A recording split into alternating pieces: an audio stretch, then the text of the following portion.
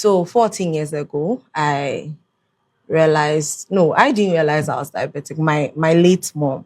Okay. Sorry, I lost my mom a few months ago, about a month ago or something. Sorry about that. So, thank you. So she had what Jabler said earlier, the gestational diabetes. Okay. But unfortunately, after she gave birth to me, it didn't go. She had type 2. So sometimes that's what happens. It's not always that after you give birth, you lose the gestational. Sometimes it stays. So she was type 2 and she wasn't taking insulin. She was just taking the oral medication. So, she had little knowledge, not even little, much knowledge about diabetes. So she realized I was losing weight. I was taking in too much water. And every time I sleep, before morning, I would pee like 10 times. And around that time, I was young. And I was trying to hide it from her. So when they sleep and I want to pee, I'll just take a pill or something to my room, pee in, because you know how mothers are. Yes. They'll try and force. Our eyes are everywhere. Exactly. So we are like the nanny come in your lives. So I tried to hide the back. And I was developing boils too on my body. So I had realized that there was something wrong with me. And because my mom was diabetic, I had read a little bit about diabetes, but I didn't want to accept it was diabetes. So I would still go to school, eat what I'm not supposed to eat. Wow. Then one of my teachers drew my mom's attention. Then she decided to take me to the hospital. I was doing myself, Every time when we are ready to go, then I say, something has come up, so I can't go. Then one day she grabbed me, she was like, no, whether you like it or not, we are taking you. When we took me and we did some lab tests, I think my sugars were around 16.7 or something. I cried. And then the lab technician was wilder than I thought. Hey, mommy, when you saw your diabetes, imagine I was small. Yeah. And I was just wailing in the hospital like that. Then somebody sat me down and told me it's not the end of the world. So I have to start taking oral medication. But there was a problem back then. I think they diagnose when you get diabetes. There's this test you do. It's called the C-peptide test to show if you are type 1 or type 2. So it looks like they didn't do that for me. And then he just concluded that I'm type 1. And then he was treating me as a type 1.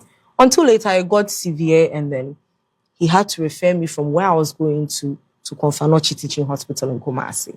That was when they found out that they were treating me in a way different, So that was how it was. And even after I was diagnosed, I'll still go to school, eat what I'm not supposed to eat.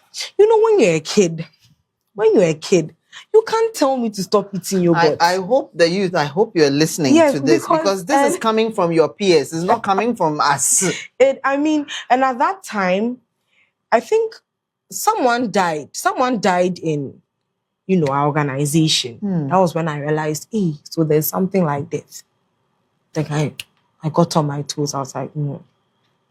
Now, I won't say I've stopped. I'm not perfect. I'm not. Anybody watching me, I'm not perfect. And it's difficult. But what were the things you were supposed to keep off that you weren't keeping off? You're not, when you get hypoglycemia, hypoglycemia is when your sugars go low. I think apart from me, I don't know about chaplains, but for me, if I'm hypo, I'm happy. Because that's when I get the chance to drink that Coke that I've been wanting to drink all this while. Even at that, you can't drink the full bottle. You have to measure. So let's say the small Coke, you divide it into 3 parts, and then you take just 1 portion. So after, let's say, 30 minutes and it's still not too, then you take another one. But that one, you have to wait because you can go and take another one and then the sugar will spike. So you have to know how your body reacts to certain things. And then, so once you're diabetic, I always say you can eat everything, but we say you eat it in moderation. All right. You can eat everything because imagine your doctor telling you not to eat. You can't. No matter who you are, you sneak and go and eat it. So you just have to eat it in moderation. But if I'm saying you can eat everything, I'm not saying, let's say, you are eating ice cream, I walk in, then I come and eat some. No, it's different if you are diabetic. You can eat ice cream, but you have to eat it in moderation so that, as Jablet was saying, due to the lifestyle issue and things. But I can't just walk in and start eating your ice cream. No, I can only get a chance to eat ice cream maybe if after, let's say, 3 to 4 months, I've not had any sweet something, then I'll take about 2 spoons and that is all.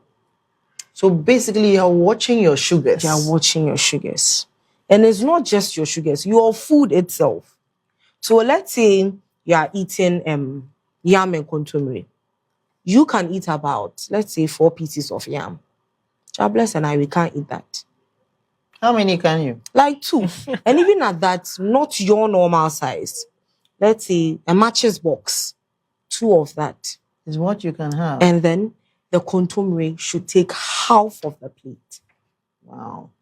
Even after the kontomire, if you get some extra salad, I think it's going to help. Obviously. Just the kontomire is not going to help with the sugars. More of the vegetables. More and veggies, fruits, exactly. And less of the carbohydrates. And less of the carbohydrates. You people get your fufu, your king. Exactly. We can't eat that.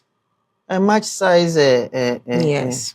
And then I think the protein. Yes, and I think the protein. No, I think the fufu they've given us our wrist is fine. There's for much for fufu. Recommended size. For much for food, but I think the protein too should. Protein too is something that as a diabetic you should. But the carbs is what you should cut. So that those white rice that you see that zongo rice is not our thing. And then what about oils? Fats and all of that. Everything in moderation.